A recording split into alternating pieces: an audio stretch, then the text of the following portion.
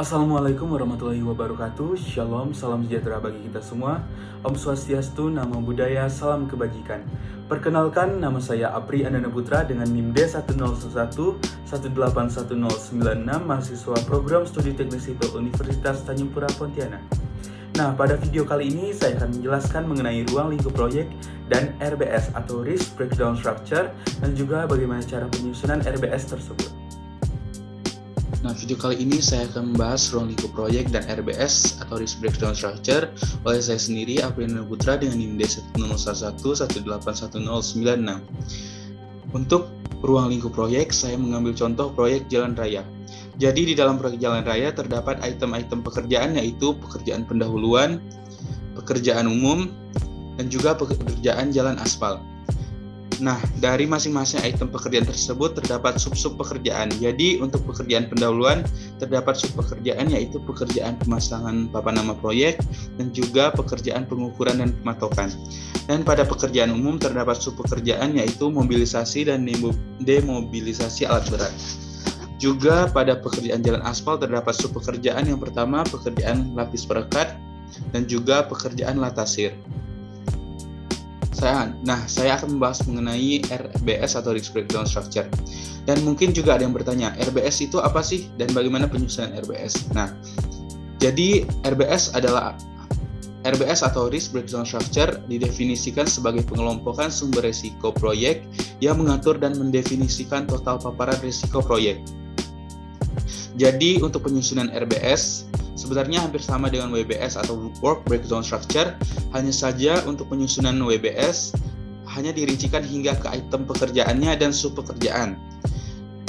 Dan untuk RBS atau Risk Breakdown Structure kita rincikan item pekerjaannya, sub pekerjaannya, hingga ke identifikasi risiko sampai pengendalian risikonya.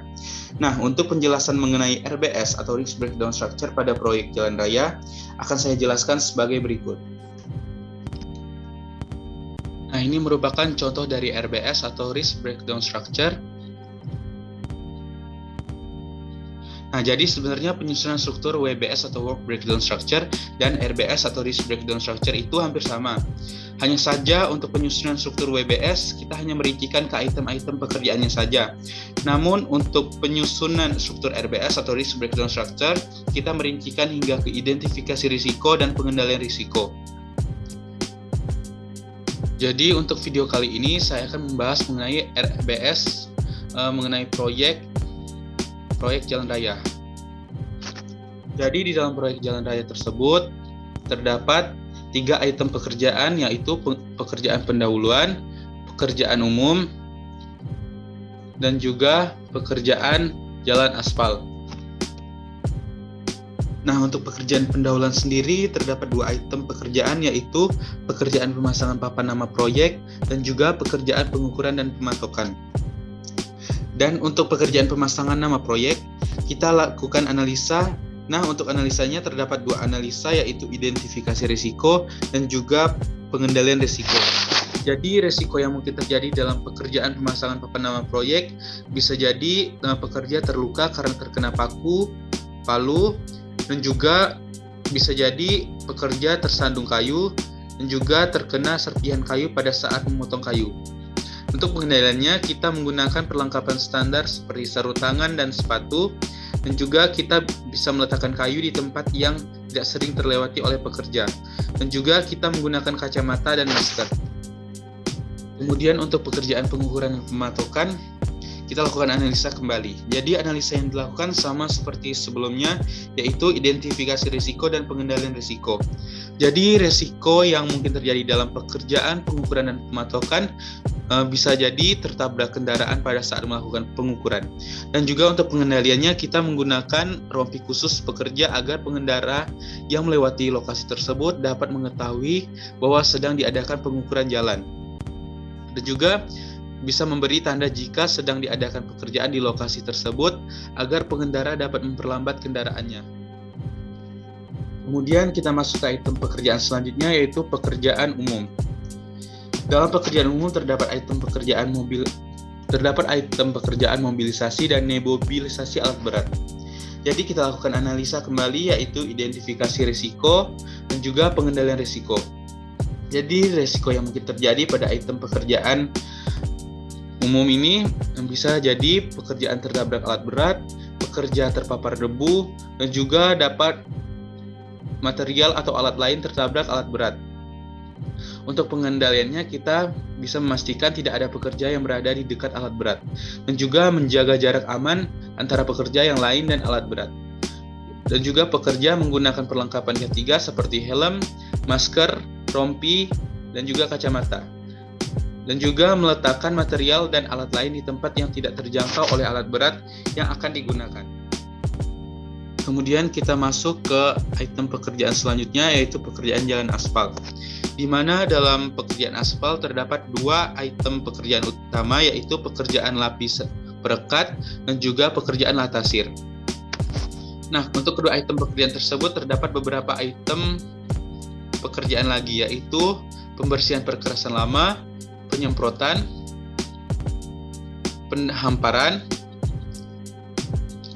pemadatan, dan juga penyiraman.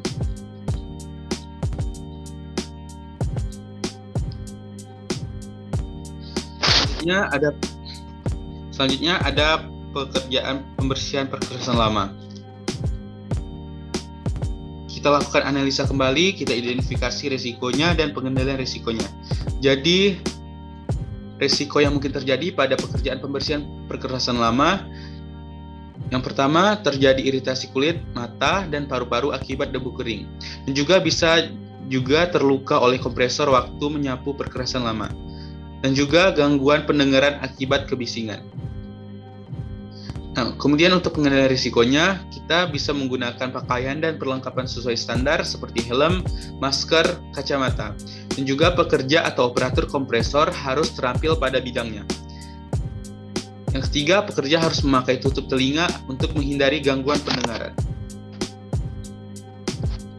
Kemudian untuk pekerjaan penyemprotan, kita lakukan analisa lagi. Sama seperti tahap-tahap sebelumnya, kita identifikasi risiko dan kita tentukan bagaimana cara pengendalian risikonya.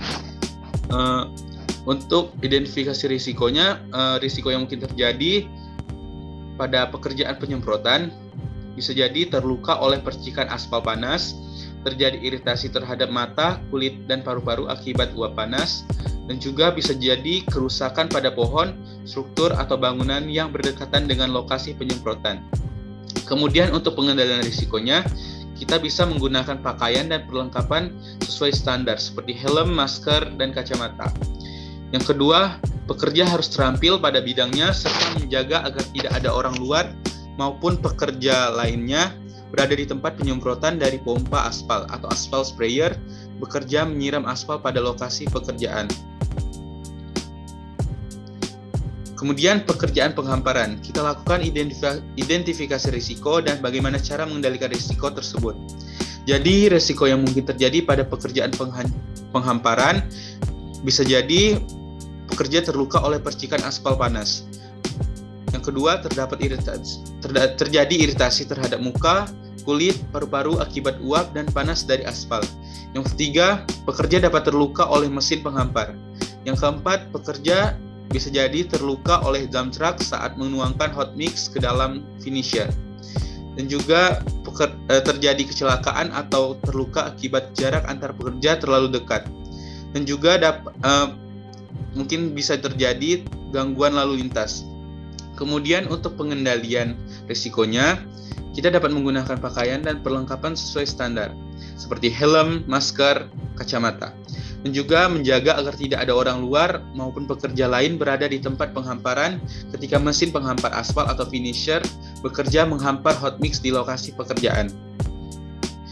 Dan juga kita bisa menjaga agar tidak ada orang luar atau pekerja lain berada di tempat di mana dump truck sedang menuangkan hot mix ke dalam finisher di lokasi pekerjaan. Yang keempat, kita dapat memasang rambu-rambu sementara serta pengatur lalu lintas dengan cara mengerjakan pekerjaan setengah bagian terlebih dahulu. Untuk pekerjaan selanjutnya yaitu pekerjaan pemadatan. Sama seperti sebelumnya, kita lakukan analisa mengenai identifikasi risiko dan cara kita mengendalikan risiko tersebut. Nah, risiko yang mungkin terjadi pada pekerjaan pemadatan diantaranya pekerja bisa jadi terluka oleh percikan aspal panas, dan juga terjadi iritasi terhadap muka, kulit, paru-paru akibat uap dan panas dari aspal. Dan juga pekerja bisa jadi terluka oleh mesin pemadat aspal atau tandem roller dan pneumatic roller. Dan juga bisa jadi terjadi kecelakaan atau terluka akibat jarak antar pekerja terlalu dekat. Dan juga dapat terjadi gangguan lalu lintas. Nah, kemudian pengendalian risikonya, kita dapat menggunakan pakaian dan perlengkapan sesuai standar seperti helm, masker, kacamata, dan juga kita dapat menjaga agar tidak ada orang luar maupun pekerja lain berada di tempat pemadatan ketika mesin pemadat aspal atau tandem bekerja memadatkan hot mix di lokasi pekerjaan. Dan juga kita dapat mempertahankan jarak yang aman antara pekerja yang satu dan yang lain. Dan juga kita dapat memasang rambu-rambu sementara serta mengatur lalu lintas dengan cara mengerjakan pekerjaan setengah bagian terlebih dahulu. Kemudian stop pekerjaan yang terakhir yaitu pekerjaan penyiraman. Kita lakukan analisa kembali yaitu analisa identifikasi risiko dan juga pengendalian risiko. Risiko yang mungkin terjadi pada pekerjaan penyiraman diantaranya bisa jadi pekerja terluka oleh percikan aspal panas, terjadi iritasi terhadap muka, kulit, paru-paru akibat uap dari panas dan aspal, dan juga bisa jadi terluka oleh mesin pemadat aspal atau tandem roller awal dan akhir, dan juga terluka oleh mesin pemadat aspal atau pneumatic tire roller untuk proses intermediate rolling. Dan juga bisa jadi terjadi kecelakaan atau terluka akibat jarak antar pekerja terlalu dekat. Kemudian pengendaliannya, kita dapat menggunakan pakaian dan perlengkapan sesuai standar seperti helm, masker, kacamata. Dan juga kita dapat menjaga agar tidak ada orang luar maupun pekerja lain berada di lokasi pekerjaan ketika mesin pemadat aspal atau pneumatic tire roller bekerja memadatkan hot mix. Dan juga kita dapat mempertahankan jarak yang aman antar pekerja yang satu dengan yang lain. Demikian yang telah saya sampaikan. Semoga apa yang telah saya sampaikan dapat bermanfaat untuk kita semua. Atas perhatiannya saya ucapkan terima kasih.